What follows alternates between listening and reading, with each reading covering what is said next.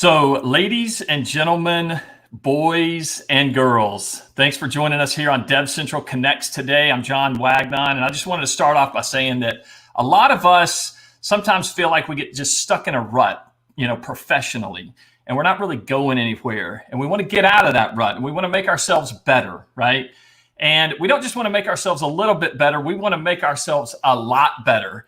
And I'm here to tell you that F5 certification has literally changed people's lives, professionally and otherwise. And today's show is all about F5 certification. We've got people from the certification team. We also have one of our own DevCentral MVPs who is himself F5 certified, and we're going to talk all about that today. It's going to be an amazing show. So thanks so much for being here with us today. And to start things off, I want to bring in the one and only Jason Rahm, who is the godfather of DevCentral himself. So Jason, it's great to see you. I see that you're hanging out. It looks like it's dark out there and you're in your backyard. Is that right? Yes. Yeah. I'm hanging campside at 2:30 in the afternoon here. I know Alaska is the land of the midnight sun. Maybe you're in the land of the midnight moon or something right now, right? So. And in this split view, you can't really see, the campfire there. We go wide, you can see the campfire. There's the fire. Kids hanging out in the chairs.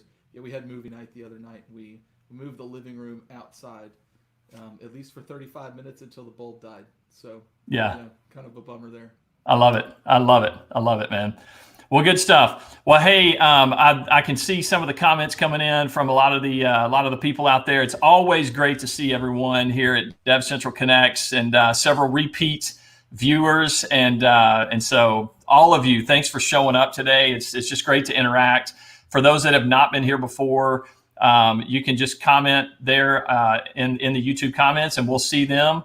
And we can even highlight some of the comments as they come through. So thanks so much for doing that. So yeah, Jason, you're a lot of muted. So am I too quiet? Yeah, you can maybe just a little bit quiet on us today. So if you just want to start screaming, use that outside voice. Jason, you're outside after all, right? I'll turn the gain up a little bit. Maybe that's a little bit better. There you go, man. There you go. I'm inside, and yet I'm using my outside voice. But that's a whole nother story. Okay, so Jason, before we get into today's show, I have a very existential, very thought-provoking question for you. I have seen this question take relationships to the brink of disaster, to the brink of just utter destruction.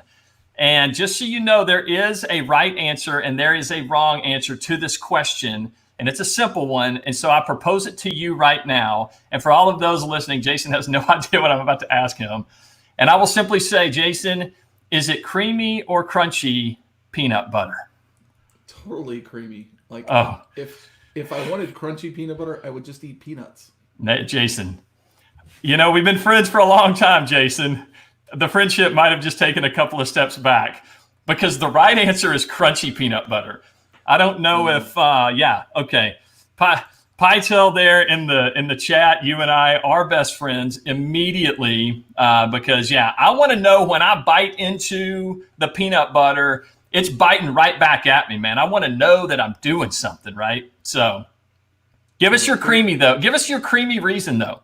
Creamy all the way. Well, like I said, it's like I will eat peanuts if I want peanuts in my peanut butter. I'll just eat peanuts. Okay. So, man, like I said, butter, I want it smooth and creamy. Okay, fair enough. I have literally seen like people in relationships where the girl turns to the guy and she's like, "Wait, what? I didn't even know. Do I even know you anymore?" And so yeah, it's a fantastic time. So good to go, man. All right. In the comments, give me a thumbs up, thumbs down on my audio. Am I better? Yeah, you're better. We'll let them say. You know what, Jason? Not to call people out. Oh, okay. There's a lot of There's Amir, some crunchy. There's some smooth and creamy. Amir. That's right. Here's Jason is so long. I get accused of that sometimes. That's true. Sometimes you gotta throw logic out the window when you're having the peanut butter and jelly sandwich. Good to go, man. All right. Well, hey, man. It's peanut butter and sauce. Well, I think I guess this is where my culture of Midwestern American food as my primary diet Right. Gets lost a little bit. Right. It's beautiful, beautiful. Like I said, it's families have been divided over lesser than this question. So anyway, but hey, I know we got a great show today. We have the one and only Dr. Ken Salkow, and also the one who makes us all wonder how smart we really are, because she is so smart, Heidi Schreifels. And so I would love to bring them in right now.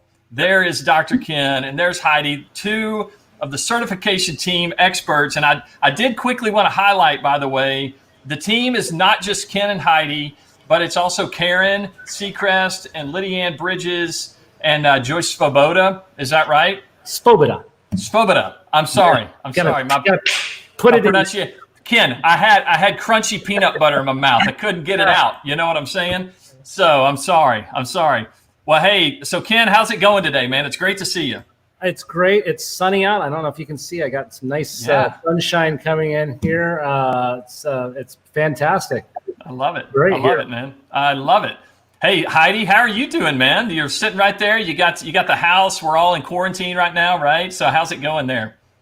Yeah, no, things are good. Had wild turkeys in my yard the other day, so that was pretty exciting. But just staying in and doing work. Living the Quarren dream, right? The Quarren dream. Yeah. That's right. Beautiful. It's a reoccurring nightmare. That's right. We all know it's Thanksgiving at Heidi's house this year. So. Oh, yeah, that's right. That's right. Wild turkeys just running around in our yards. Yeah. Hey, and what's the bottles of liquor? Well, hey, that's a necessary thing. Hey, just don't make any peanut butter and jelly sandwiches, Heidi. You'll divide the entire crowd immediately. So I like them both. I like crunchy and smooth. Do you? Okay, so there's a little bit of both. Ken, what are you? What camp are you in, Ken? I'm in a crunchy camp. Nice. Ken, I knew there was something there with you, my man. I knew there was something special. Now we know. That's beautiful. Well, good to go, man. If I have to. If you have to. I love it. All right, man. Well, hey, we'll hop right into this thing, man. We're all okay. So Deepak, Ken is looking young here. I feel like Ken looks young every day, man. He's like Benjamin Button, or It's funny because that's the second time I've gotten that comment on video calls today. I think I need to change my LinkedIn picture or something because I must look ancient on there. Nice. No. You're just keep going on video calls, Ken. You're looking good. One by one, I'm going to start video calling every single person in the certification program one-on-one to know how young I am. That is awesome. That's awesome. Well, good stuff, man. Well, hey, like I said at the beginning, we're here to talk about certification today. The certification program at F5 is alive and well. It's rocking and rolling. People are loving this thing. But it has not always been around, right? So, Ken, I wanted to just throw it to you for a few minutes and let you give us some of the history behind where this thing came from and maybe where we're going, and kind of bring us up to speed with certification at F5. Sure. I'm happy to go through there. Love it. So as people may not know, I just celebrated my 20th anniversary at F5. So I've been at F5 for 20 years now. When I joined the company, I had owned a business before, a couple consulting businesses. I worked for Best Buy Corporation, developing the BestBuy.com, one of the first iterations of that. And my entire career was actually built on certifications. My consulting business was built on being both Novell certified and Microsoft certified back when those were the two big guys. I was a Microsoft certified system engineer, CCNA, CCNP, CISSP. I was a certified ethical hacker. I was a computer forensics examiner. I did all of these things. Part of it was just my constant quest for knowledge. Yeah. But also certifications are what allowed me to have the confidence to start those businesses and to provide, to sell myself either to customers directly or to even a corporation to do that. So when I joined F5, there was a program in place. It was kind of nascent. Maybe it wasn't there exactly when I started, but it was shortly there afterwards. And to be honest, it wasn't much more than an accreditation program. I spent literally, it's not figuratively, I spent literally 10 years talking to the executives, trying to convince them that we needed a program that had some teeth, had some merit. And as Heidi likes to point out, I did serve as a corporate spokesperson for F5 for a few years. So I actually traveled around the world with the executives, constantly bending their ear, trying to get them to pony up. And eventually, about 10 years ago now, they actually started taking steps in that direction, and we started putting together this new program. And that's when it was handed to me to lead it. But a lot of the things that we hear people talk about, the things that they find maybe frustrating about our program, or the one comment I always get, well, Microsoft and Cisco doesn't do it that way. It's like, well, okay, that's great. Glad that we can differentiate ourselves. Right. But part of that actually has to do with the fact that when I had those corporate jobs, I got tired of getting that job and having that knowledge, and then having them hire somebody who had that same certification I did, and they got the job because of that certification, and then finding out, frankly, that they were blithering idiots. Yeah. Like they couldn't do the job. They didn't, somebody who was a CCNP who couldn't subnet, something's wrong with that. Yeah. And I used to work with some CCIEs who couldn't tell you how to do a pin out for a crossover cable. I mean, how does that happen? And I think it happens is because I don't think people have taken certification as seriously as they should. And because once you get to a point where being certified doesn't actually mean that you know what you're doing, there's no point in having that certification. Right. So right. That gets to where what our program is about. We wanted this program to have merit. We wanted to be able to say, if you get a FI certified, that I don't need to know anything about you. I don't need to know who you are, where you worked, or what you've done. But if you've achieved that certification, I will tell people that you know what you're doing on that product or that level, whatever that certification is. And we do it. Heidi's been with the team since almost the first year I started this. And it has always been our thing. We do this for the people who get certified, right? Yeah. At the end of the day, our job is to put more zeros on the end of your paycheck. Because of all the technical people we work with, that is to the left of the decimal point, not to the right of the decimal. Well, I was going to ask that, Ken. Where is the decimal? Where is there a decimal point? Right. I love it. I built a career off of certifications. I was able to better my life, better my standing, better my position, spend more time with my kids, have a better life through certifications. We want to do that for other people. Yeah. And I love the way that you talked about, there's other certification programs out there. Goodness, there's a million of them, right? And all different kinds of, areas of study. But it really sounds like to me that you wanted to build this program from the ground up to be, to be something that is meaningful, that this is not just hey, I can cram for an hour on Friday night and then go take the test on Saturday. Like, I need to know what I'm doing. I better be able to, to prove that I know what I'm doing in order to get this. And therefore the certification means more, right? Yep. Perfect. It's been my goal, really, is that, we have competing, there's companies that compete with F5. They have technologies that compete with some of our technologies. And at the end of the day, what my goal is a company who uses one of those other technologies is looking for an engineer. And they have two candidates. One of them is certified in the product, that other product that they're using. And then the other candidate is certified in F5. Yeah. And I want that hiring manager to say, you know what? I can teach the F5 certified guy a new interface, but I can't teach that other guy the fundamentals of how that stuff actually works. So I want that ability, that point where they'll hire the F5 certified person, not even because they run F5 gear, but because they know that the credibility and the believability of what we do and how we certify people's knowledge is significant enough that they're willing to teach them an interface. Yeah. Yeah. That's beautiful. And frankly, that's how it should be, right? Right. So Heidi, I wanted to get your thoughts as well on, some of I love the perspective that Heidi brings to the team, some of the touchy feely feel good, if you need to I made a little sign for our kind of the meeting squishy. today. There you go, man. There you go. I love engine nerds. That's my affectionate name for all of the brilliant subject matter experts that we work with to develop the exams. And just to kind of go back to what Ken said, I started at F5 12 plus years ago. Wow. And my role was to get customers to say nice things about us. So I was in a PR role, and Ken was like, I think those skills are transferable to exam development. We're spinning up a certification program. Do you want to be a part of it? And I had worked with him a little bit in the past, and I was like, heck yeah. The best part of my job is getting to work with our candidates to develop our exams. And I know, Ken talked about how the whole reason we have a certification program is for our candidates. It's built by our candidates. We want to represent them.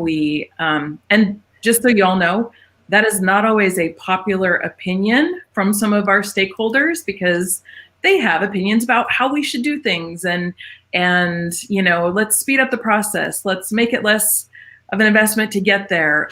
But when compromises are made, it compromises the experience and the value that our candidates get out of it. And so we won't do that.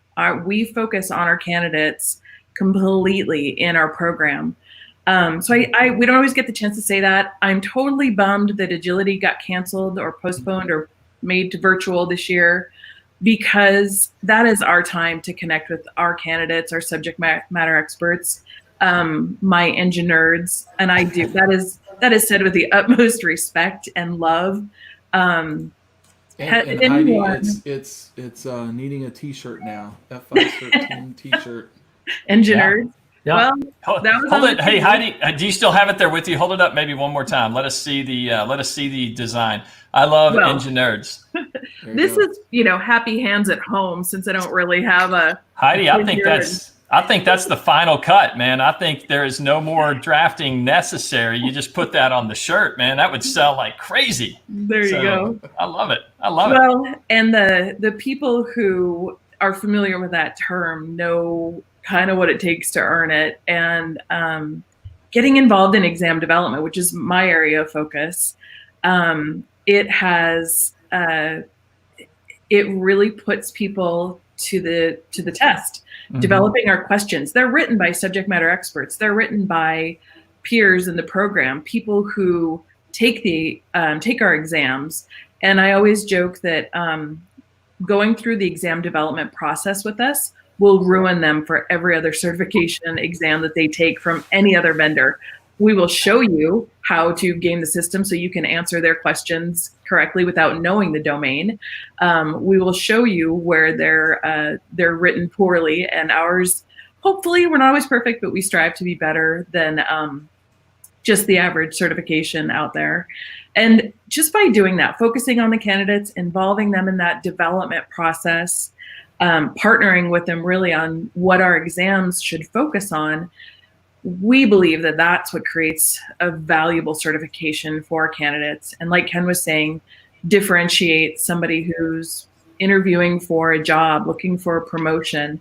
If they can, just very simply say, I am F5 certified, that hiring person knows what they can do. They have an idea, there's credibility there, and it is paramount for us to maintain that.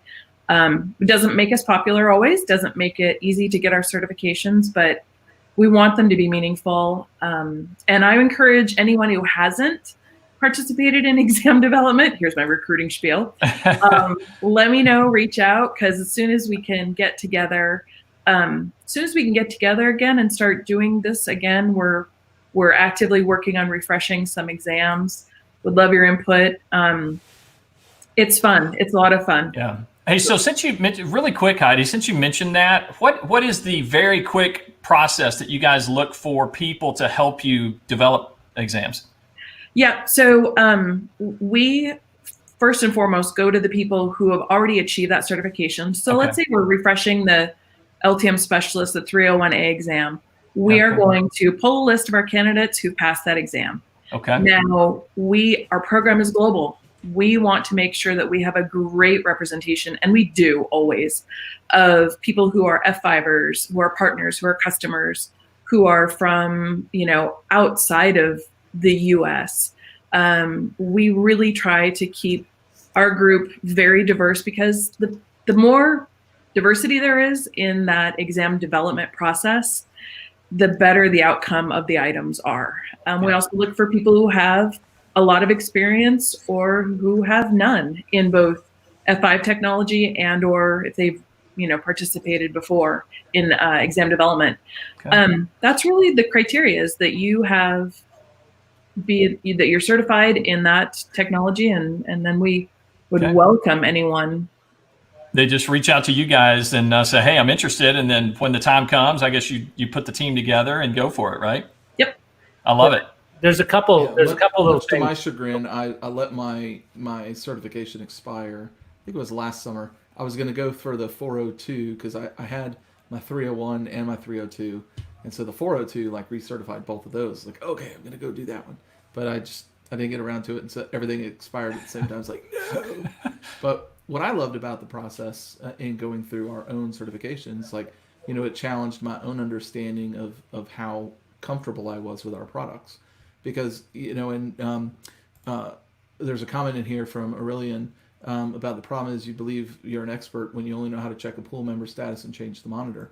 And you may be an expert in configuring pools, but that doesn't make you an expert in the breadth of the LTM product or the F5 DNS product. And so going through the certification process really strengthens the breadth of your skill set. Yeah. Yep. So Dr. Ken, I think you were going to mention a couple of things there. What you got? Well, hey, I'll offer up to follow up what Jason said. If anybody ever really actually wants to have a discussion on the process of becoming an expert, feel free to reach out to me. I will put you to sleep in 10, 15 minutes easy. It's pretty interesting, but he's not kidding. Just don't do that right now, Ken, for the sake of everyone. And also to clarify, our certifications, you have to look at the different levels. We don't get to that expert level until you are at the 400 level exams and certifications. So something to note. Cool. I was just going to say, Silva was trying to trigger you on that. Yes, he was. Silva and I go way back. He knows my buttons. He knows which ones to push.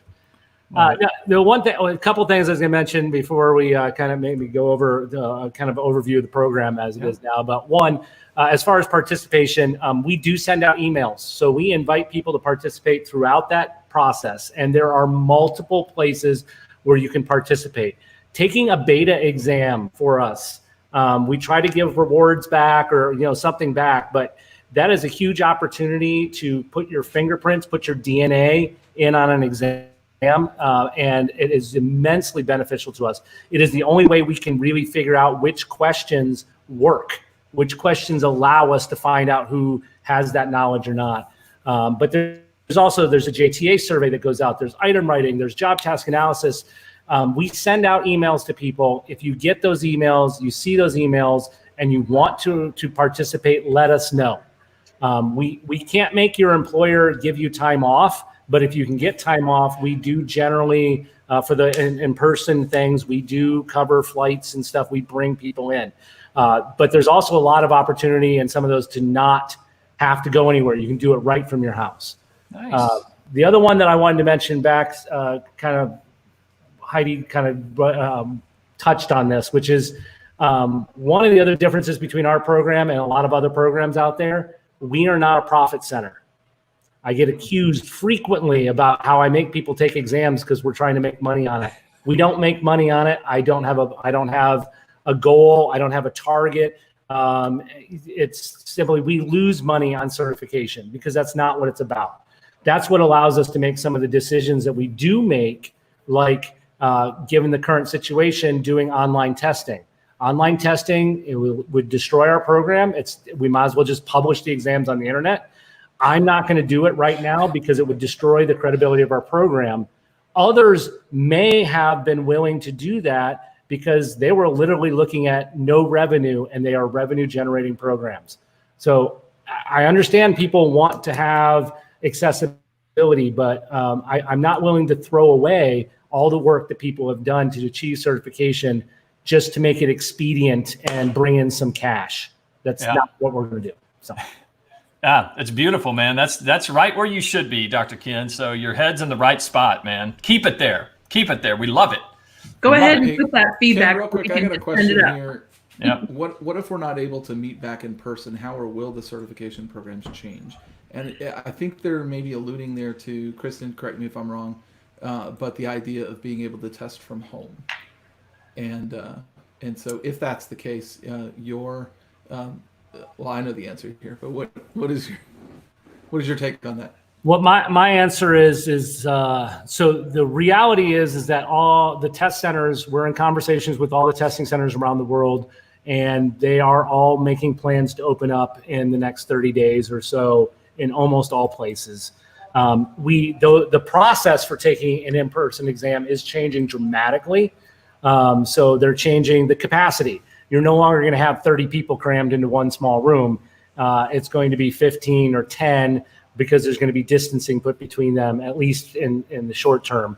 They're changing a lot of the processes for how you sign in and sign out, not passing stuff between the proctors and the people. So there's going to be a lot of changes in how we do on-site proctoring.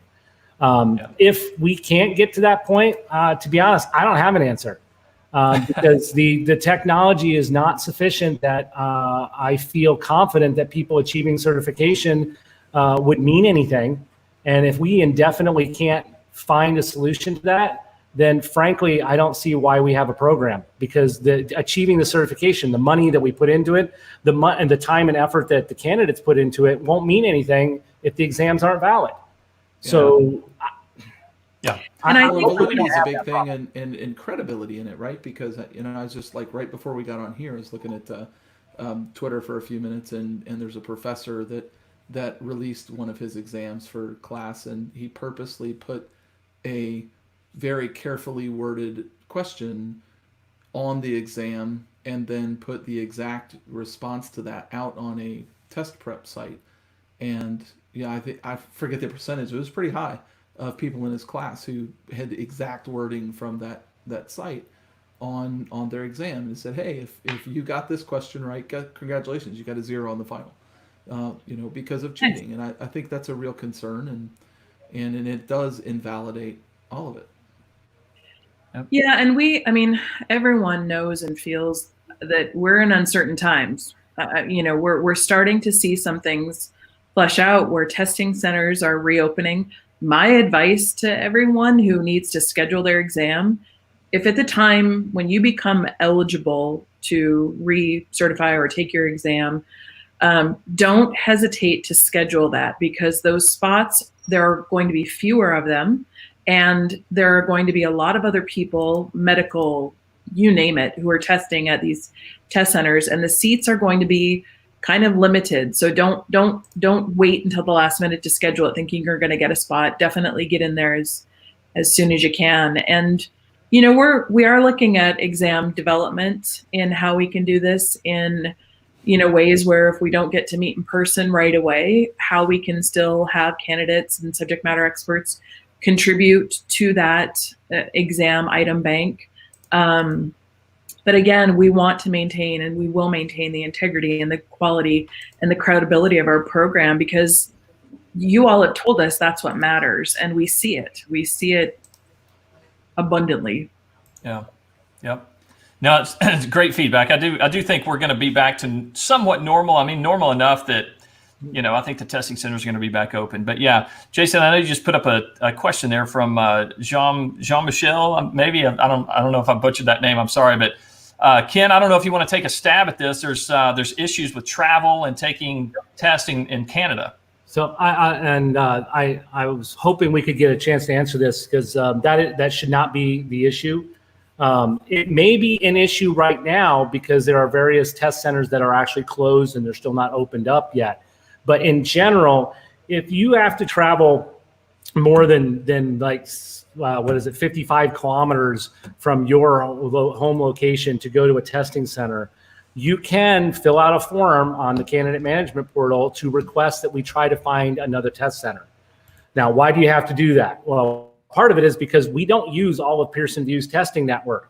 Why? Because I do not trust the security of 2/3 of their testing network. We only use their professional centers they own and select testing centers outside the US and Canada.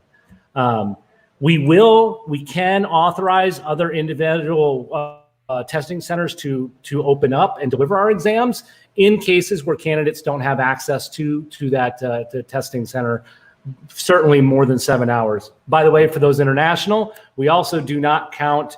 You could be 10 miles away from or 10 kilometers away from a testing center, but if it crosses a national boundary, we will also still try to find another testing center for you.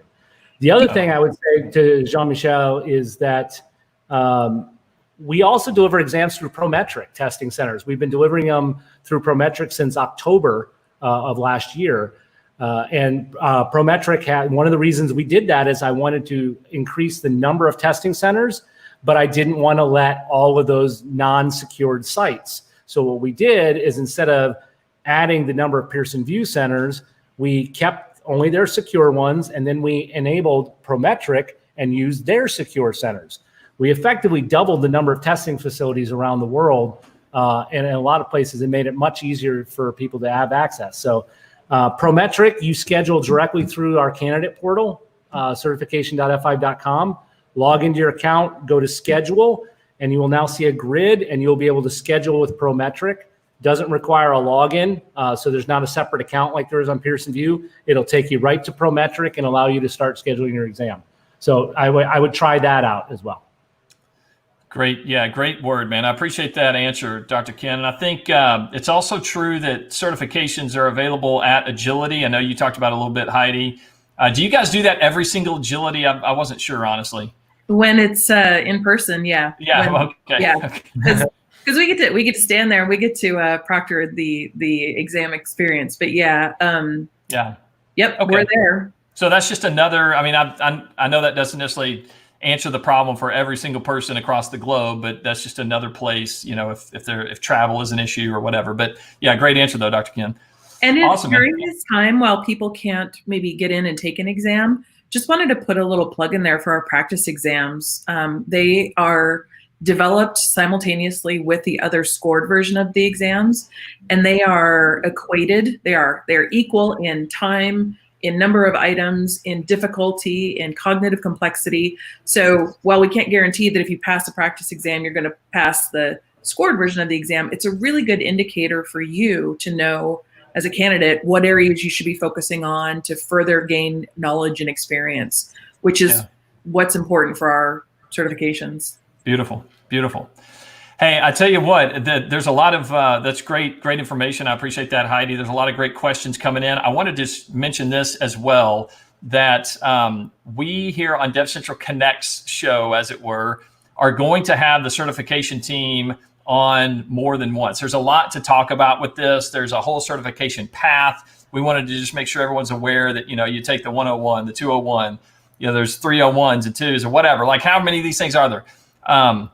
So this will be an ongoing discussion that we will have, you know, along the way. So always tune in to DevCentral Connects, right?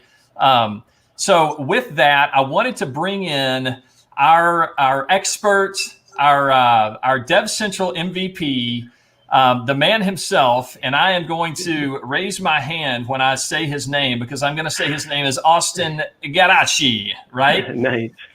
And suddenly I feel like eating, you know, some pasta or something, which is just amazing, just amazing. So, Austin, welcome to the show. I really appreciate you being here. Thanks, by the way, for being a DevCentral MVP. You're a rock star in the DevCentral circles, and we appreciate everything you do there. But you are also F5 certified, and to boot, you are in a hiring position as well, where you're not only looking to you know, better yourself, but you're also looking for some of these skills in other people that you would maybe hire. So having said all that, maybe I'll just kick it over to you, and you tell us about maybe your journey through this and some of the things you've learned or things you've looked for, or, you know, all that stuff. Yeah, thanks, man. You know, the F5 certification process, you know, I like how you started off and you said, you know, it's a life changer, and it definitely has changed my life, you know, technology in general. but specifically F5, it is such a differentiator out there from the rest of the certifications. And, you know, it wasn't always that way. Before Ken took it over, it was really falling victim to a lot of the other cert programs. And I said it before, fee fi fo fump, I hate a brain dump. I can't stand it. Because you bring a candidate in and you start having a technical conversation with them, and they have their CCNA, so you suspect that they know general routing, and because really the basis of everything the big IP does is layer 2, layer 3, and then it just goes up from there. So anybody who's going to work on the big IP platform has to have a solid network background. So that's one of the first things I look for. If we can't start there, then we can't have a conversation past that. But yeah, so when I first started in my F5 journey, I had my CCNA first and had started exploring the big IP world, and I remember passing my LTM, and it was tough to pass, and then passing my GTM, and about to take my GTM, and leading up to taking the test, I was studying, and I had downloaded a practice test online. And I back then, I was in my 20s. I wasn't really familiar with the whole testing culture online and what was out there. And I had downloaded this practice test, and I said, okay, it's a bunch of multiple choice questions. And then I had went into the test, and I said, son of a bitch, this is the questions that are on the test. I just felt dirty. I felt, and yeah, I still took the test, and I knew most of the answers. I felt confident I was going to pass the test. I said, man, this is, I know the answers. So, the next go around, I had to research for it. I made sure I didn't download any practice tests. But I knew they were out there, and the whole thing just cheapened the program for me. So I was really excited when Ken took over the program and really raised the bar. So you hear him talking about, those remote tests, and I'm happy to hear that, right? Because, being an expert in a subject is just that. I hear a lot of people complaining about the time it takes for tests and they run out of time. I run out of time too, right? And, if you don't prepare well enough, but that's not the type of resource I want working a problem at 2 o'clock in the morning when you're under a gun and the company's losing $1 million or potentially losing $1 million, at a click. You want that person who knows it off the bat and can go and tackle that problem and can keep their composure. And part of taking a test or working a problem is keeping your composure under pressure. So, that's a big part of it. I know people complain about that, but, that's where the expert level comes in. That's when, you click on a blueprint link and it brings you to the solution article that is way more information than you need to cover the topic. That's what you need. That's what starts helping you assimilate knowledge to become that expert. So you start thinking about another topic and you connect the dots. Oh, that's what that meant when I read that one time. There's the value, and that's where the expert comes in. So, certs for me were always a thing to help me fill gaps in knowledge. So as an engineer and coming up and trying to get better and be more valuable, personally and professionally, it was always a big gap filler, because I think a lot of us, especially when we work in corporate America, it's just in the nature of the beast. It has to be that a standard is set one way and it's one solution, and folks collectively agree on a way to implement a solution. So you really get pigeonholed in knowing really only a portion of the product. I think we all fall victim to that. So certifications are a good way to take you out of your comfort zone and learn about route domains, learn about partitions, learn about things that you never thought really had an application. I always remember one comment that Jason made, and I know he's having an audio problem, but he would appreciate this if it was here. I was having a discussion with someone on DevCentral, and they didn't like something about something. I think it was SNATs, and they just had no real good premise why you shouldn't use a SNAT. And Jason, just replied back is, no, I just like to be less dogmatic with my approaches, and that's what happens is you get into a corporate culture and you learn how to do one thing one way, and you think that's the only way. But there's so much more to technology, and unless you're working, at a company like WorldTech IT, where you're dealing with so many different customers and different ways you implement things, and you're living that consultant life, you're really only exposed to this finite set of way to do things. So at WorldTech IT, when I'm looking to bring on that rock star engineer, because we are a small company, we can't have any green engineers, and I'm sorry for the folks who contact me and want to come in, really, like, this is the best of the best. Like, you need to hit that rock star status. And before that, I really have no gauge. I don't know you from Adam unless you have that cert. So if you have a cert, now we have a talking point. That being said, there's been some people that surprised me that didn't have a cert, and I could ask them any question up and down, left and right. Those type of people, they can, study up for a week and they'll pass their test. So if you're that kind of person, don't sell yourself short. Go take the test. It's only gonna better you. And I guarantee, I don't care how smart you are, you're gonna learn something. There's gonna be one small piece that you've never encountered that a customer didn't have you implement it that way. But yeah, certifications have changed my life for sure. That's fantastic. I appreciate all that background, all the information. So it sounds to me like, sometimes people go after certifications because they're just like, hey, as soon as I get certified and I get this piece of paper, then suddenly my paycheck's going to go up, or I'm going to get that promotion automatically, or whatever. So Austin, if I'm hearing what you said correctly, it's not necessarily that you're going after a ton more money, per se, but you're making yourself better. You're making gotta yourself, be for you. Yeah, but then the natural results of that, though, are going Absolutely. to probably be promotions and all that. What would you say to that? You gotta, anything that you do in life to get better has got to be for yourself first, or you're doing it for the wrong reasons and it won't work. People don't get famous or get to the upper echelon in anything because they wanted to get rich. Most people don't, right? They do it because they had a passion, and eventually it catches up with them.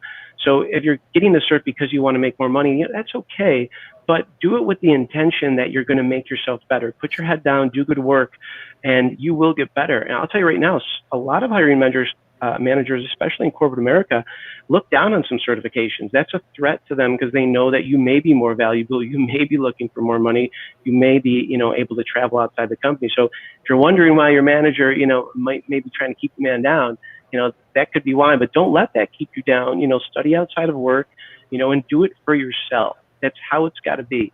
If you do it for yourself and you're focused on getting better, not just passing the test, but learning more in general, you're going to get to that next spot in life, and it's going to take care of itself. That's how it is. I promise you. I always liken that to it's the Groundhog Day syndrome, right? You ever watch Groundhog Day? It's one of my personal favorites. Yeah. But the reason I love it is the fact that until he started focusing on doing the things to improve himself or that made him happy, he wasn't going anywhere. And as soon as he focused on that, being the best person he could be, or learning the most that he could, that's when positive things started happening. So you got it. Austin, you and I are well aligned in that thought process. Yeah, I love it. I love it when he just has had enough and he just knocks that guy out. That's right. But yeah, you also got to be really good at piano too. So yeah, I love that analogy. Yeah, that's a great movie. We could sit here and quote Groundhog Day all day long. I would love that. Yeah, I love the piano teacher lady where it's like the day and he shows up and she's like, he's my brand new student. Yeah. And yeah, that's awesome. Well, good stuff, man. Yeah. So there's, people have different motivations for going into certification. I don't know, Austin, I know you talked about some of the things that you liked about it. The fact that frankly, it is challenging is a good thing, right? So Absolutely. It's not this cheap thing. Like we said before, not all certifications are built the same, right? Route switch engineers are a dime a dozen. I'll tell you right now, the highest paid engineer in the marketplace right now is an F5 engineer. If you want to further your career, that's where your focus should be. Route switch, guys and gals, they're a dime a dozen. And those tests are compromised. So I can't tell you how many times I've interviewed somebody that says, "Oh yeah, I'm working on my F5 cert." And I won't even do it anymore. There's only so many hours in the day. We're so damn busy. But they have their CCMP, or they had, one of those other certifications that, oh, hey, they've worked with it. They have all these, this resume that looks so gleaming, and you talk to them and they can't answer a question. And it just becomes very apparent that, they fee-fi-fo thump brain dumped it, Right. That's why I got my doctorate. I didn't think my CCNA was going to carry me much farther anymore. That's awesome, man. That's awesome. No, I think that's fantastic. And it just goes to the heart of what you were talking about, Austin, that the motivation here is to make yourself better. Frankly, it is good. It's just good practical knowledge, though, to also know that F5 engineers are in high demand. That's a great thing. I've heard that as well, just across the industry, that Like, man, once you get the F5 stink on you, then it's a good stink to have, right? And so, yeah. So, I mean, the better you can be at that personally, then rather than trying to wonder, hey, am I going to get that promotion? Am I going to get more money? Whatever. It's probably going to be more of a, hey, I've got a lot of people coming after me trying to find my skill set, and I'm going to have to figure out which one I'm going to say no to or yes to, right? Yeah, so, the rest will take care of itself. It always does. Beautiful. And to that point, I've seen some of the comments live. People are asking about numbers and stuff like that. And I think it's important to point out, one of the reasons that it's not a bad thing to do now is that there's not that many actually certified people. Again, we're not trying to build a huge group of people who we don't know what skill set they are. We want, as Austin said before, the kind of the best of the best, the rock stars. And so we've seen a couple people ask about whether, how many F5 certified solution experts there are. Right now, or as of about a week ago, there were only 167 cloud solution experts in the world. There's only 477 of the security ones currently active in the world. There are only a little over 4,000 people who have any kind of F5 certification. And if you take a look at the number of companies that utilize our technology in the different industries that are out there, that's not a lot of people to cover all that. And it is, it goes across every vertical you can imagine and all over the globe. One thing that Austin mentioned too that kept resonating with me is if you do have an F5 certification, you've just differentiated yourself in the market. So if that is to go to the top of a pile for an interview consideration, or it's a promotion or whatever it is that motivates you, it really does differentiate you from the rest of the pack. And I always like to say, cream rises to the top. Something to work toward and strive toward, and eventually, like, those rewards will come from that. It's definitely not a wasted effort, because we're not giving you the answers away for free. You do have to work, experience, preparation, studying, getting out there and doing the work. Well, that's an important part of the process. Yeah, it's critical. Well, hey, man, I know. Don't be afraid of SHAPE. I hear somebody knocking on SHAPE there. It's not a WAF. It's fraud prevention. It's great technology. Don't be afraid of it. It's awesome. Yeah, beautiful, man. I appreciate the plug, Austin. That's good stuff, man. So, hey, speaking of, I know Jason's looking at some of the questions. Maybe we could pull a couple of those in. There's been some really good ones along the way about, frankly, I think some people, here's a great one about expiration of certification. So, Ken, I don't know if you wanted to talk about this one with just, first of all, when a cert expires, do you give any kind of grace period, or is it like, hey, I'm sorry, man, that thing's expired, and we got some, standards we got to maintain around here? And then also in the coronavirus world, maybe you could talk to that a quick minute. Sure. Typically our certifications are valid for 2 years. You're eligible to recertify up to 90 days prior to the expiration. And we do give a 30-day grace period. So after, when your certification expires, it is expired, but we give you 30 days where you can renew that without penalty, et cetera. Obviously, since we limit people to renewing their certifications within that very short time frame, there's been a few people that are negatively affected by the current crisis, where we shut down test centers, or we didn't, but the test centers around the world were shut down. So we've tried to communicate to every candidate. We've sent out emails. We've posted stuff. Communication, it's funny. Communication is really a tough thing to do in this world where we're so connected. I don't know what the problem is, but we do everything we can to communicate, and it always misses people. So we have not announced what our specific remediation is to the issue, but what we have said publicly is that no candidate will lose their certification as a result of this.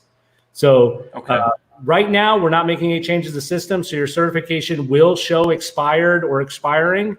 Don't worry, we will give you an opportunity to renew that certification once I know when the test centers are going to open up. I don't have a crystal ball. I know, again, a lot of people go, well, so-and-so is doing this with their certification program, and so-and-so. yeah, I'll be blunt. I don't care what so-and-so is doing with their certification program because that's not our program.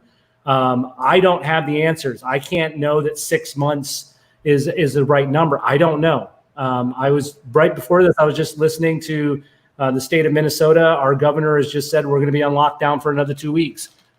I don't know when it's going to stop. I don't know when it's going to end. Mm-hmm. So until I know people can reliably start really taking exams again, I'm not going to make any changes to the system. It's just too difficult to do. So well, and also we wouldn't want to put anyone's health or well-being at risk. Like that's the main thing with our program. We're not going to do that. And globally, this is opportunity to think about your other candidates and the people around the world that, it's got to be fair and equitable for everyone. And right now, we're not in an environment where it is fair or equitable or capable for anyone to go in and take an exam to renew their cert. So thank you so much.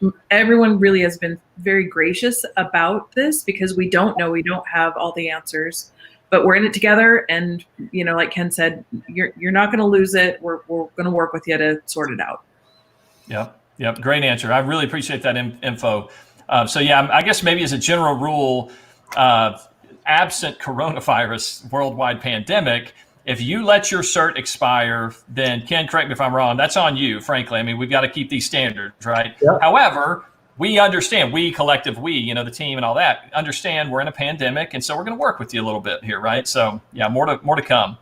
Great info. A big thing that's important about that is that we also got to understand we want to do something to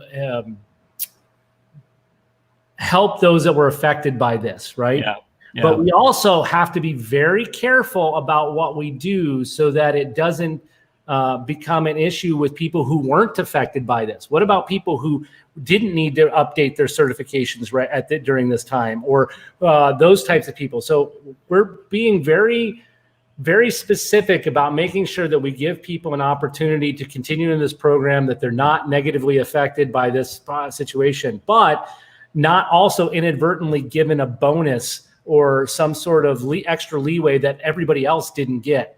We are all about that equity and being fair. And so I'm not just focused on the people who are affected directly. I'm also focused on the candidates who are indirectly affected. Yeah, it makes sense. You got to take that overall view. You got to look at the whole thing. So good to go. Fair is really tough to do.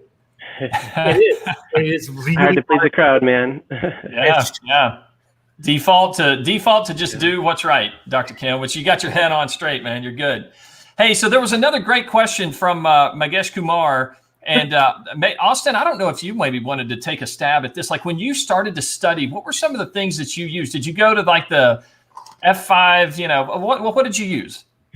Yeah, I think the public 101 guide that was put together by an FI employee, I think that's pretty good.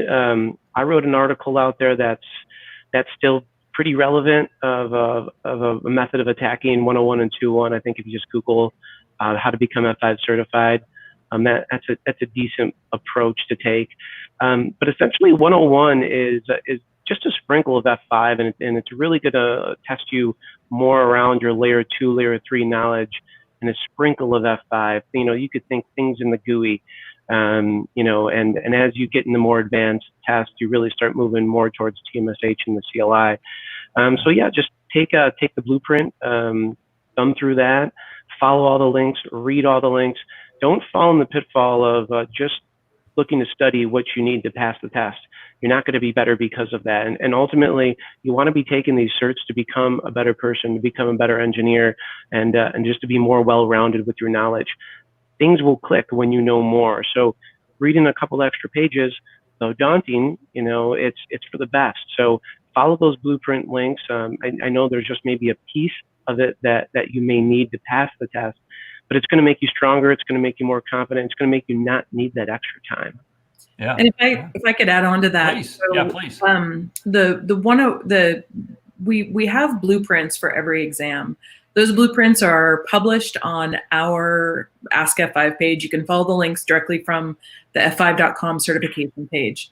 Those blueprints, I always explain them. They're like a syllabus. You go to your first day at university and the professor says, here's what's going to be on the final. If you can pass all this right now, great. But if you need help, attend the lectures, read the materials, do further research, form study groups. All of these things are there and they're available. One thing I like to talk about to differentiate between the blueprints and the study guides are candidate created. You all are absolutely welcome, and we encourage and would love for you to contribute and create those study guides. The certification team, we're a small team. We don't do study guides. It's sort of a conflict of interest that it's too close to the exam development. But they're there and they are useful. There's a book out there that was written by Philip. Ken, help me. Philip Johnson and Stephen Iverson. Yeah, thank you. Yeah. Yes. Great guys. Those are great resources. And Eric Mitchell, if any of you have gone to Agility and attended, Eric's done a great job. Really, really good. And he's organized them in a way so we can make those links available to where you can get those resources. Just, they're out there and they're available. Yeah. Beautiful. Steve's material is excellent as well. The material that he's worked on posting. A lot of really good stuff floating around. And join the LinkedIn study groups. I mean, if that's where a lot of that resource sharing happens, and we encourage that. Help each other out. Don't share answers. Well, I also want to add one of the questions I often get is, or comments I get, is that I've looked at the blueprint and it's too vague. So one, piggybacking on the comment Austin just made, learning more than you need is never going to hurt you. So I'm not ever going to apologize for that. But two, if you look at the blueprint and the objectives that are listed there are vague, or you don't understand what they're asking, you're not ready. Exactly. That simple. Can't be nice about it. Dig in a little deeper, right? Push yourself, right? Push yourself. That's good. Ken, there's also a LinkedIn thing. Is that right? Or a LinkedIn group? There is a huge LinkedIn group. When I took over the LinkedIn group in sometime in 2012, I think there were 1,300 people. Actually, I remember this specifically. It was 1,337 because who's counting? That's your PhD brain, Ken. That's your PhD. Yeah. But it's in excess of 15,000 people now. Wow. We have separate subgroups for study groups, so for the different exams. So if you want to get out there, there are people, they share information. I would suggest you not ask for brain dumps or anything on there, because I won't even get to answer before you will get shouted down by numerous people, which I always love. But there are people who have gone through it and they're posting when they've passed the exams, and they're going to tell you the hints. And really, it comes down to what Austin just said and what Heidi just said and what I just said, which is the materials are out there. It's not, frankly, and this is going to sound funny, but it's not my job. I don't do training. It's not my job to teach you this stuff. My job is to tell you this is the material you need to know, and we supply that with you, and then you go and you do it. That's why there's not a lot of people who have the certifications, because it's not something we're just going to hand you. I'm not going to stand outside and start handing out certificates on the street corner. Not going to happen. Well, not F5 certified certificates. There was somebody had a question about labs. I'm not sure if everybody knows that. You can buy an F5 big IP, just about complete with all the modules. Now, there's going to be a 10 meg limitation on it, so you can't push much traffic, but it's $100, right? It's $100 getting a fully functional F5 big IP to practice. So how do you pass the 302? Real world experience, number one always trumps, right? But it's catch-22, cart before the horse. Can't get the real experience until you get in the position. So the only way that you're going to get that is to get those labs set up, right? You're going to be forced to get the layer 2, layer 3 set up, all right? Get your little hypervisor set up on your PC and make all those things work. Get a used box, right? It's only going to be good for a certain version of code, but at least you'll have a box and you can practice with it, right? All that stuff is floating around there cheap. How bad do you want it, right? Ask yourself, if you're finding excuses of setting up your whole home lab, you don't want it bad enough, because a weekend later you've got a home lab, and for a few bucks, I know money doesn't grow on trees, but you can make it happen on the cheap. A hypervisor is free these days, and an F5 lab is for $100 for the complete software suite. F5 can't make it any easier. So run through and set up that layer 2, layer 3, learn how to set up the hypervisor piece, and just start running through labs, start running through situations. Apply the study guide to situations. Put it in front of your home network. You want to set up remote access with APM, you can make all that work. You want to protect the website, throw an Nginx, instance up on your network and make it work. It's going to take you longer at first if you haven't done those things. But you know what? The next day you wake up and you're a little better, and the next day after you're a little better. I always compare it to music. And if anybody's ever, tried to learn an instrument and you sit down, you're terrible, right? It doesn't sound good, right? But the next day you go back to it, and you're just a little bit better. And eventually one day you sit down, if you stick with anything long enough, you sit back and go, pretty good. It's not too bad. And you'll have that same revelation in your journey with F5 technology, really anything in general. It's you've got to go to work. You've got to keep banging at it. And, it's depressing sometimes and disheveling that, you're you don't know something or you're going to feel stupid. But I can't tell you how many times I felt stupid before I felt smart. So you're going to go through those things, right? It's okay, right? People are just people. Sometimes you see people, you're like, oh man, I bet you he's so smart, or he's so good, and or she can do this and I can't. Well, yeah, they can, but they didn't wake up like that, right? They had to go through a lot of trials and tribulations to get on that podium. So you'll get there, but how bad do you want it? Yeah, you're right. It's the natural progression, so that's awesome. That's awesome. Hey, I wanted to tell everybody out there today that there's a lot of questions. There's a lot of comments. We really appreciate that. And like I said, this is not going to be our last time to talk with the certification team about all of these topics. So stay tuned for future DevCentral Connect shows on this. We will get back to your questions as much as we possibly can. But with that, I know we're at time here, so I want to be sensitive to everybody's time here today. I just want to say it has been an absolute pleasure to have all of you join us. Austin, I appreciate it. Dr. Ken and Heidi, it's just been amazing. This hour has gone by like that. I wish every hour could go by so quick, right? So anyway, and then for those that are out there, for next week, we've got a really cool lineup next week. We're going to have DevCentral's own Pete Silva with the Pasilva perspective. We're going to look at some agility highlights that are going to be coming up then the week after that. So like May 13, 14 kind of week. So we'll kind of take a look ahead at that. And then we've got some other great shows in after that as well. We're not going to have a show the week of agility. That way people can focus on agility stuff. We can help out with that. But we will be back. So with that, I just want to say thanks to all of you for being here today. Thanks to everyone for watching. And we love the interaction. We love the connection. And that's why this is DevCentral Connects. So thanks to all of you. And you guys have a great day. And we'll see you next time. Thank you, everybody. Thanks. Take care.